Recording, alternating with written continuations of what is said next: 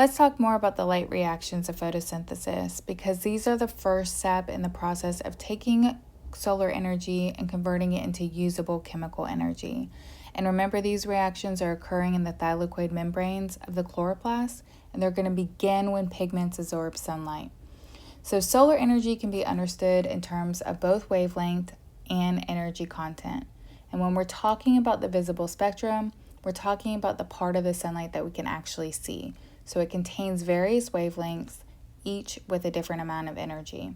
So shorter wavelengths like violet and blue are going to carry more energy, while longer wavelengths such as red and orange are going to carry less energy.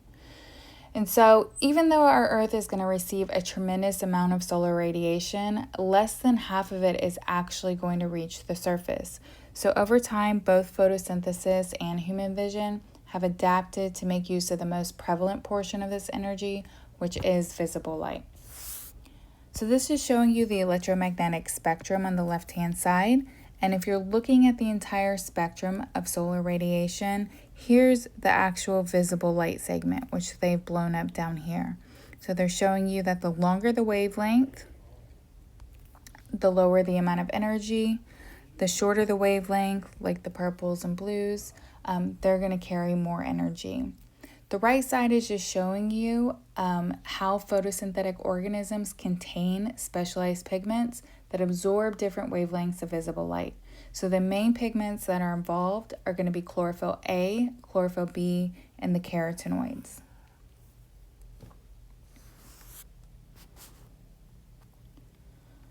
So chlorophyll A and chlorophyll B are especially effective at absorbing violet, blue, and red light, which means that they are going to be reflecting green light. So this is why leaves appear green,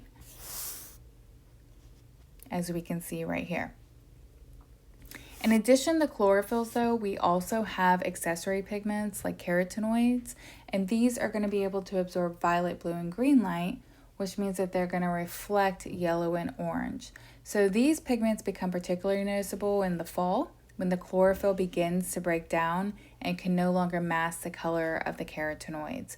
So this is really why leaf color changes with the seasons.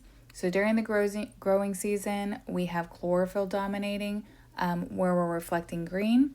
But in the autumn, as chlorophyll production begins to stop, the yellow-orange carotenoids are going to be revealed. So this is why we have very colorful foliage, and it's actually due to pigments that were always present but previously hidden.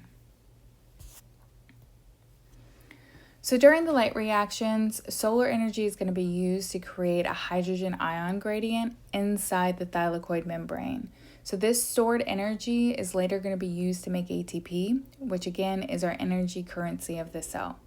So in addition, these reactions are going to generate NADPH, which is another high energy molecule that is needed for the next phase of photosynthesis.